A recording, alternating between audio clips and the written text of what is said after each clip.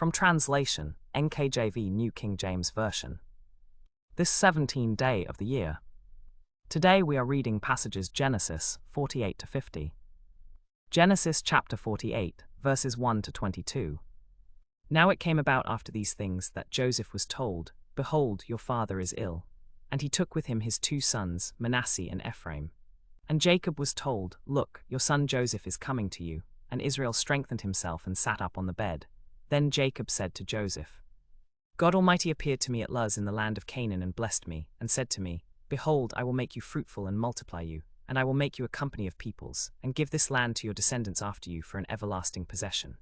And now your 2 sons, Ephraim and Manasseh, who were born to you in the land of Egypt before I came to you in Egypt, are mine. As Reuben and Simeon, they shall be mine. Your offspring whom you beget after them shall be yours. They will be called by the name of their brothers in their inheritance. But as for me, when I came from Paddan, Rachel died by me in the land of Canaan on the way, when there was still some distance to go to Ephrath. And I buried her there on the way to Ephrath, that is, Bethlehem. Then Israel saw Joseph's sons and said, Who are these? And Joseph said to his father, They are my sons, whom God has given me in this place. And he said, Please bring them to me, that I may bless them. Now the eyes of Israel were dim with age, so that he could not see. So he brought them near him, and he kissed them and embraced them. And Israel said to Joseph, I had not thought to see your face, but indeed God has also shown me your offspring. Then Joseph brought them out from his knees, and he bowed with his face to the earth.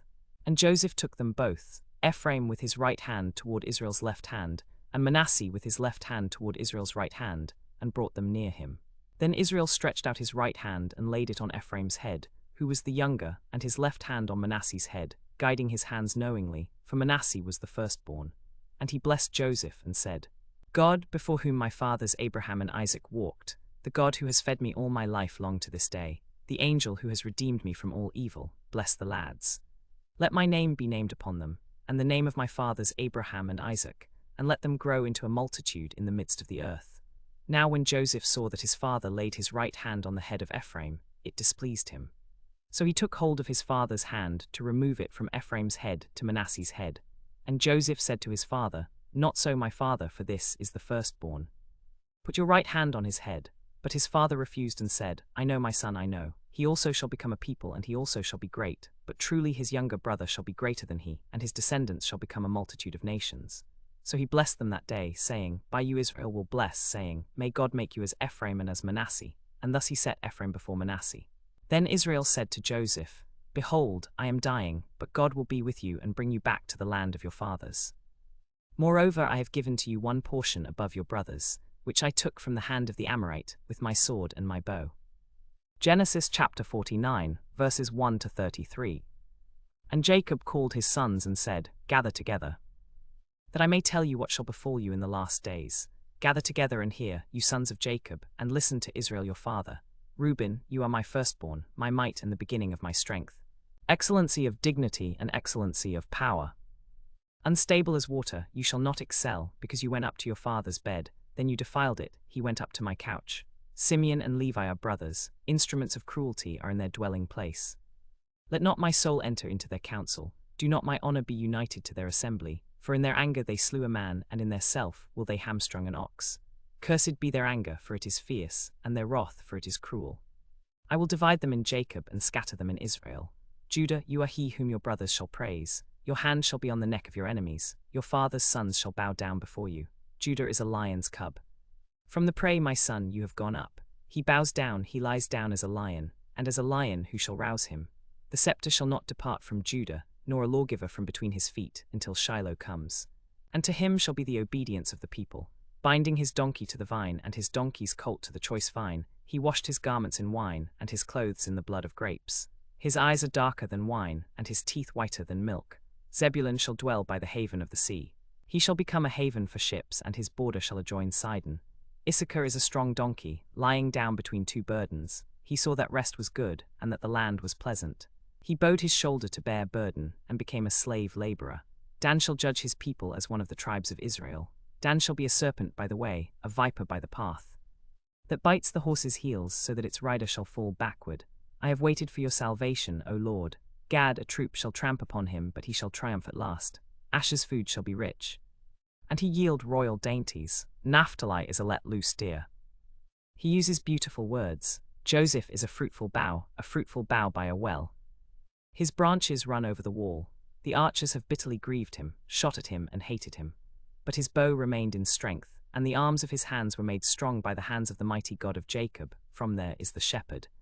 The stone of Israel, by the God of your father who will help you, and by the Almighty who will bless you with blessings of heaven above, blessings of the deep that lies beneath, blessings of the breasts and of the womb. The blessings of your father have excelled the blessings of my ancestors, up to the utmost bound of the everlasting hills. They shall be on the head of Joseph, and on the crown of the head of him who was separate from his brothers. Benjamin is a ravenous wolf. In the morning he shall devour the prey, and at night he shall divide the spoil. All these are the 12 tribes of Israel, and this is what their father spoke to them. And he blessed them, he blessed each one according to his blessing. Then he charged them and said to them, I am to be gathered to my people. Bury me with my fathers in the cave that is in the field of Ephron the Hittite, in the cave that is in the field of Machpelah, which is before Mamre in the land of Canaan, which Abraham bought with the field of Ephron the Hittite as a possession for a burial. There they buried Abraham and Sarah his wife, there they buried Isaac and Rebekah his wife, and there I buried Leah. The purchase of the field and of the cave that is in it was from the sons of Heth. And when Jacob had finished commanding his sons, he drew his feet up into the bed and breathed his last, and was gathered to his people. Genesis chapter 50, verses 1 to 26. Then Joseph fell on his father's face and wept over him, and kissed him. And Joseph commanded his servants, the physicians, to embalm his father. So the physicians embalmed Israel. 40 days were required for him, for so are fulfilled the days for those who are embalmed. And the Egyptians mourned for him 70 days. And when the days of mourning were past, Joseph spoke to the household of Pharaoh, saying, If now I have found favor in your eyes, please speak in the hearing of Pharaoh, saying, My father made me swear, saying, Behold, I am dying. In my grave which I dug for myself in the land of Canaan, there you shall bury me. Now therefore, please let me go up and bury my father, and I will return. And Pharaoh said, Go up and bury your father, as he made you swear. So Joseph went up to bury his father. And with him went up all the servants of Pharaoh, the elders of his household, and all the elders of the land of Egypt, as well as all the house of Joseph, his brothers and his father's house. Only their little ones, their flocks, and their herds they left in the land of Goshen. And both chariots and horsemen went up with him, and it was a very great gathering. Then they came to the threshing floor of Atad, which is beyond the Jordan, and they mourned there with a great and very solemn lamentation. And he observed 7 days of mourning for his father. And when the inhabitants of the land, the Canaanites, saw the mourning at the threshing floor of Atad, they said, This is a deep mourning for the Egyptians. Therefore its name was called Abel Mizraim, which is beyond the Jordan. So his sons did for him as he had commanded them. For his sons carried him to the land of Canaan, and buried him in the cave of the field of Machpelah, before Mamre, which Abraham bought with the field from Ephron the Hittite as property for a burial. Then Joseph returned to Egypt, he and his brothers and all who went up with him to bury his father after he had buried his father. And when Joseph's brothers saw that their father was dead, they said, Perhaps Joseph will hate us and may actually repay us for all the evil which we did to him.